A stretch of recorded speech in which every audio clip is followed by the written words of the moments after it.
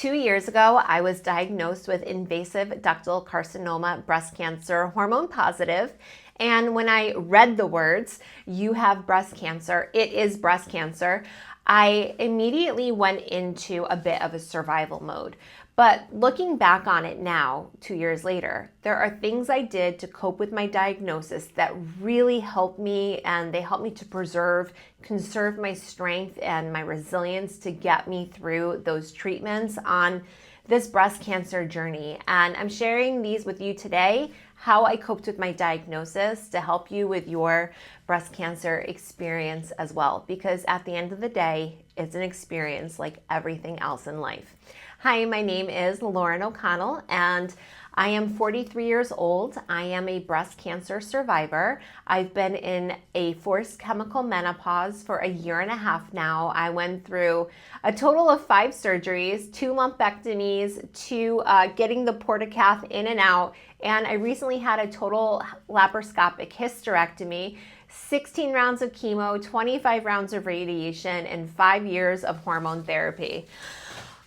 It has been an intense 2 years, but I'm here, I'm smiling, and I'm going to share with you some of the things I did to cope with my diagnosis, to help me get through all the treatments that, looking back on it, I think were honestly game-changing, life-changing. The first thing I did was, when I was diagnosed, I didn't blast it out to everyone I knew. I kept that with me. I only told my parents. Now, I was diagnosed 10 days before Christmas, so there was that aspect to it as well. But I only told my parents and a few select close friends, my husband obviously, and I waited to tell my kids and my siblings until after Christmas. Even still, I never put my diagnosis on social media. I didn't tell anyone that wasn't outside my close friends about my diagnosis, and I didn't share that information until after I finished chemotherapy. The reason for it was I really wanted to just preserve my emotional and mental well-being. I felt that if I told so many people, people would be projecting their worries about me, people would be projecting their own fears of death, people would be telling me crazy stories, constantly following up and seeing how I am, and just giving me a lot of energy that I didn't need to read, I didn't need to take in, and I didn't need to spend the time responding to. I didn't want to spend my breast cancer journey trying to reassure people that I'm okay. And I found that when I actually did come out of the cancer closet, I guess you could say, after I finished chemo, and I announced it via the magazine I work for, Cosmo Middle East. I'm the beauty editor. I received so many messages, and a lot of them were ones that would have really disturbed me when I was going through chemo, when I was newly diagnosed. And it was just what I thought it was going to be. A lot of people projecting their own insecurities, worries, traumas, judgments, everything on me. One lady said to me in particular that she would have never told anyone about breast cancer because she just wouldn't want anyone else's pity. That was how she viewed it, and that's how she saw it. Now, when I read that, I just kind of thought to myself, F off. But at the time, when I was going through chemo, if I had been sharing that, it would have really impacted me. People told me tons of stories about people they knew with breast cancer who didn't make it, or some horrible, sad story, which would not have been helpful at all when I was going through treatment. So once again, I wanted to preserve and conserve myself. I was in survival mode, and for me, that meant not sharing my story. Another thing I did, actually, when I was first diagnosed, I was trying to learn about the disease. I was not really researching on websites or doing that sort of thing because my medical team had advised me not to. But I did join some Facebook groups thinking, okay, well, these are all other women that are going through it, and maybe I'll get some tips, or at least, see what's going on with them and figure out what the heck is happening to me. And I found right away that what I actually did was I joined groups of just very traumatized people.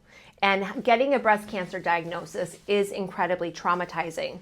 But for me to read messages that said, I'm so scared I'm gonna die, I'm terrified, I'm this, I'm that, I'm so depressed, I can't get out of bed. That just didn't do anything to actually support me. And I just didn't feel like I was getting any value from that. So I just made the decision to exit all those groups, and it was the best thing I could have done for my mental health. Now, this is me. It doesn't necessarily mean that you might feel this way, but I just wasn't at that time prepared to not only take on my diagnosis, but in a way take on the pain and the confusion and all those emotions of all these other ladies' diagnoses. So for me, that was a big one. Don't put it on social media. Don't put it out there to people that don't need to know, and don't go on the Facebook groups. There were a few other things that I did that really made a difference. And I like to look at life through rose-colored glasses. That's just my base point. But I just said to myself, after going through, I went through so many different, I think I went through the different phases of grieving. I was angry, I was bargaining, I was, all those different ones. I did feel negotiating, all those emotions. But when I finally just hit the acceptance and I said, okay, this is happening, I said to myself, why not just try to see the beauty in this experience? And I really challenged myself in that way. And that doesn't mean that I didn't cope with the different emotions I had. I actually coped with them really well. And I did get into therapy, which I'll get into in just a minute. But I decided to see breast cancer as an opportunity. And my schedule prior to my diagnosis was so packed. It was busy. I was constantly out, constantly doing things. I had a million meetings, millions of events, and I just was on the go every single day from morning to night. My schedule was always blocked out, and I was working because I felt productive. I was always doing things with the kids because, I love being a mom and a hands-on mom. But I actually was always ignoring the most important person in my life, which was me. So breast cancer just cleared out my entire schedule. I traded the events and the work meetings and going out with hospital visits and staying home.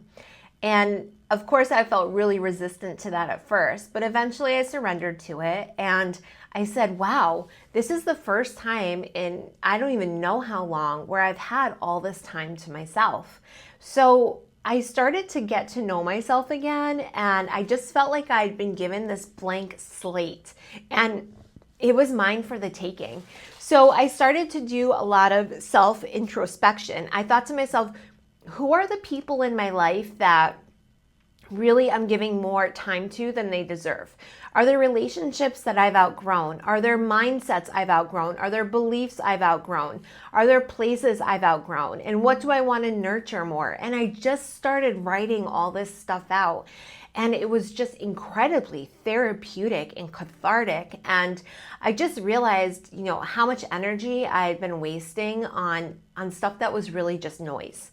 So it gave me a new, it was almost like I was stepping into this new life. And I began to write out the type of life I wanted to have when I was done with treatments, and what type of life I wanted to have a few years from now. And it really restructured, reframed, reset, everything my life and my plans and my goals and the way I saw things. I'm developing a beauty brand, and I was really upset when I was diagnosed because I was planning on launching the brand about 5 to 6 months after I was diagnosed.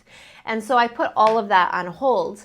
But while I put it on hold, I started thinking about my brand and just developing it even more. I had more time. I ended up completely changing my first product, and I came out with something totally new. I created my first product while I was going through chemo, going back and forth with the labs and the manufacturers and the product, the suppliers and everything. So it just gave me an incredible amount of free time. And that was a beautiful opportunity within itself. And that's one of the big ways in how I coped with the diagnosis and coped with the treatments and coped with the next thing that was happening. I just saw it as opportunities and gifts in unusual ways. I started therapy and I still do it to this day. Honestly, I know everybody says this, but I wish I had started it 10 years earlier.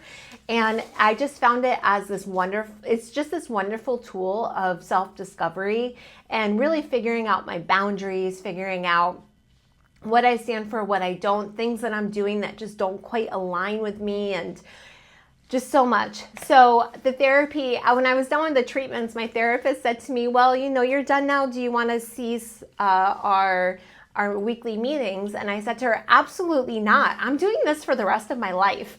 So I'm still doing it to this day, there's always more to discover. There's always more to learn. And I love learning. I feel like I am an eternal student. So I'm just really enjoying that, and I highly recommend doing therapy. It really helps to grieve the diagnosis, and it helps you to really accept it, come to terms with it, understand it, and it's a wonderful third party that's supportive, that you can just bounce all your thoughts onto and just get really good, insightful advice and deep questions in return. And that's what I did to cope. Honestly, it was the best way for me. It really worked for me. Maybe one of the things I did will really work for you. If you have already told everybody and you are, in the beginning of your journey and you just did it and now you kind of wish you didn't, please don't. Everything is just, like I said before, an experience, and you can always tell people that you're doing great and you'll talk about it when you're done, at some point. It's up to you. It's your journey. It's your breast cancer diagnosis. It's your life, and that's the beauty of it. And that's actually something that breast cancer taught me. It was one of my greatest teachers. And if you're going through breast cancer treatment right now and you kind of feel like you might be falling behind in life, you're not. In this video right here, I explain why this season still counts.